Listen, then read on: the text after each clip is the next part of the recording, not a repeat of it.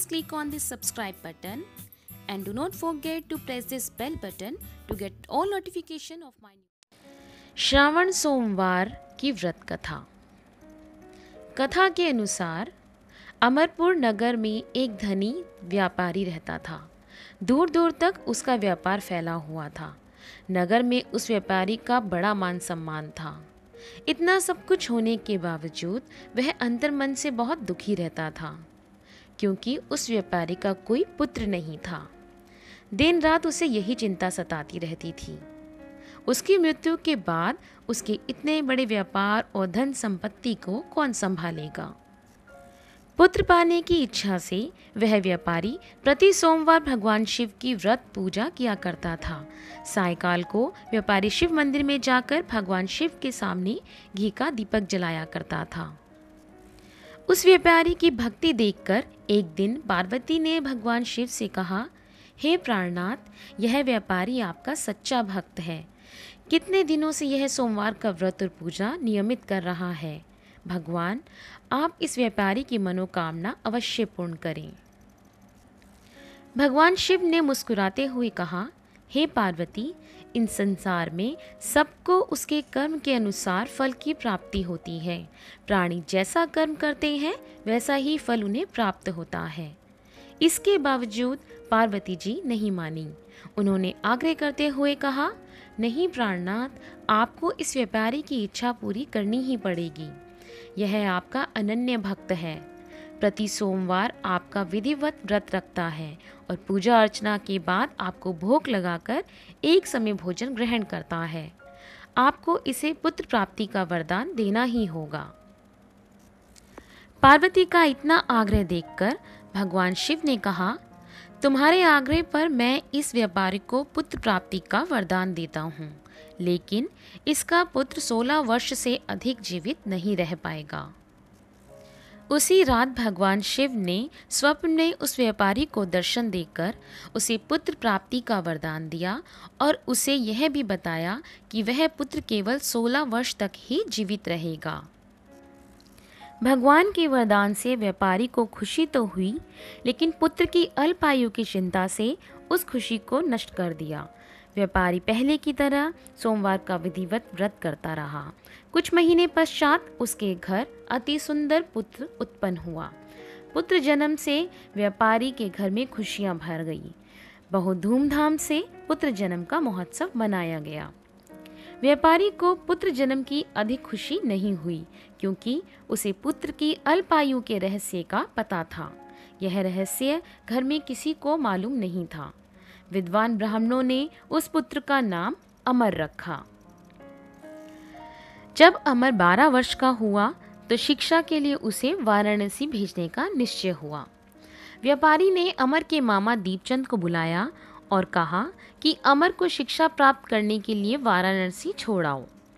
अमर अपने मामा के साथ शिक्षा प्राप्त करने के लिए चल दिया। रास्ते में जहाँ भी अमर और दीपचंद रात्रि विश्राम के लिए ठहरते, वहीं यज्ञ करते और ब्राह्मणों को भोजन कराते थे। लंबी यात्रा के बाद अमर और दीपचंद एक नगर में पहुंचे। उस नगर के राजा की कन्या के विवाह की खुशी में सारे नगर को सजाया गया था। निश्चित समय पर बारात आ गई, लेकिन वर का पिता अपने बेटे के एक आंख से काने होने के कारण बहुत चिंतित था। उसे इस बात का भय सता रहा था कि यदि राजा को इस बात का पता चल गया तो वह कहीं शादी से इनकार ना कर दें। इससे उनकी बदनामी होगी। वर के पिता ने अमर को देखा तो उनके मस्तिष्क में एक विचार आया। उसने सोचा, क्यों ना इस लड़के को दूल्हा बनाकर राजकुमारी से विवाह करा दूं। विवाह के बाद इसको धन देकर विदा कर दूंगा और राजकुमारी को अपने नगर में ले जाऊंगा। वर के पिता ने इसी संबंध में अमर और दीपचंद से बात की। दीपचंद ने धन मिलने के लालच में वर के पिता की बात स्वीकार कर ली। अमर को दूल्हे के वस्त्र पहनाकर राजकुमारी चंद्रिका से विवाह करा दिया गया। राजा ने बहुत सा धन देकर राजकुमारी को विदा किया। अमर जब लौट रहा था तो सच नहीं छिपा सका। उसने राजकुमारी की ओढ़नी पर लिख दिया, राजकुमारी चंद्रिका, तुम्हारा विवाह तो मेरे साथ हुआ था। मैं तो वाराणसी में शिक्षा प्राप्त करने जा रहा हूँ। अब तुम्हें जिस नवयुवक की पत्नी बनना पड़ेगा वह एक आंख से काना है। जब राजकुमारी ने अपनी ओढ़नी पर लिखा हुआ पढ़ा तो उसने काने लड़के के साथ जाने से इनकार कर दिया। राजा ने सब बातें जानकर राजकुमारी को महल में रख लिया। उधर अमर और उसके मामा दीपचंद के साथ वाराणसी पहुंच गया। अमर ने गुरुकुल में पढ़ना शुरू कर दिया।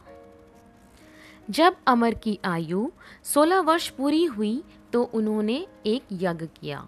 यज्ञ की समाप्ति पर ब्राह्मणों को भोजन कराया और खूब अन्न वस्त्र दान दिए।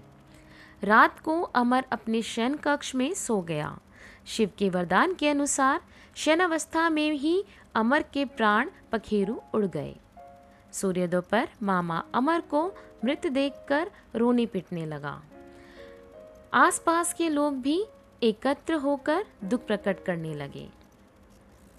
मामा के रोने विलाप करने के स्वर समीप से गुजरते हुए भगवान शिव और माता पार्वती ने भी सुने।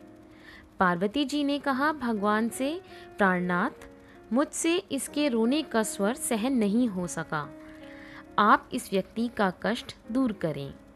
भगवान शिव ने पार्वती के साथ अदृश्य रूप में समीप जाकर अमर को देखा तो पार्वती जी से बोले, पार्वती, यह तो उसी व्यापारी का पुत्र है।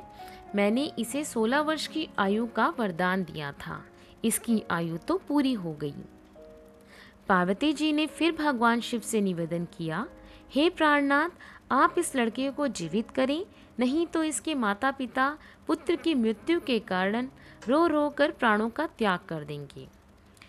इस लड़के का पिता तो आपका परम भक्त है। वर्षों से सोमवार का व्रत करते हुए आपको भोग लगा रहा है। पार्वती के आग्रह करने पर भगवान शिव ने उस लड़के को जीवित होने का वरदान दिया और कुछ ही पल में वह जीवित होकर उठ बैठा। शिक्षा करके अमर मामा के साथ अपने नगर की ओर चल दिया। दोनों चलते हुए उसी नगर में पहुंचे जहां अमर का विवाह हुआ था। उस नगर में भी अमर ने यज्ञ का आयोजन किया। समीप से गुजरते हुए नगर के राजा ने यज्ञ का आयोजन देखा। राजा ने अमर को तुरंत पहचान लिया। यज्ञ समाप्त होने पर राजा अमर और उसके मामा को महल में ले गया और कुछ दिन उन्हें महल में रखकर बहुत सा धन वस्त्र देकर राजकुमारी के साथ विदा किया। रास्ते में सुरक्षा के लिए राजा ने बहुत से सैनिकों को भी साथ भेजा। दीपचंद ने नगर में पहुंचते ही एक दूत को घर भेजकर अपने आगमन की सूचना भेजी। अपने बेटे अमर के जीवित वापस लौटने की सूचना से व्यापारी बहुत प्रसन्न हुआ। व्यापारी ने अपनी पत्नी के साथ स्वयं को एक कमरे में बंद रखा था। भूखे प्यासे रहकर व्यापारी और उसकी पत्नी बेटे की प्रतीक्षा कर रहे थे। उन्होंने प्रतिज्ञा कर रखी थी कि यदि उन्हें अपने बेटे की मृत्यु का समाचार मिला तो दोनों अपने प्राण त्याग देंगे।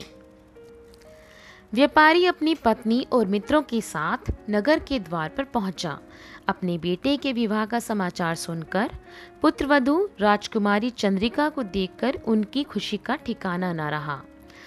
उसी रात भगवान शिव ने व्यापारी के स्वप्न में आकर कहा, हे श्रेष्ठी, मैंने तेरे सोमवार के व्रत करने और व्रता कथा सुनने से प्रसन्न होकर तेरे पुत्र की लंबी आयु का वरदान दिया है। व्यापारी बहुत प्रसन्न हुआ। सोमवार का व्रत करने से व्यापारी के घर में खुशियां लौट आई। शास्त्रों में लिखा है कि जो स्त्री पुरुष सोमवार का विधि व्रत करते और व्रत कथा सुनते हैं उनकी सभी मनोकामनाएं पूर्ण होती हैं। यदि आप इस वीडियो से संबंधित कोई और जानकारी चाहते हैं या कोई प्रश्न पूछना चाहते हैं तो नीचे कमेंट बॉक्स में मैसेज टाइप करें। धन्यवाद।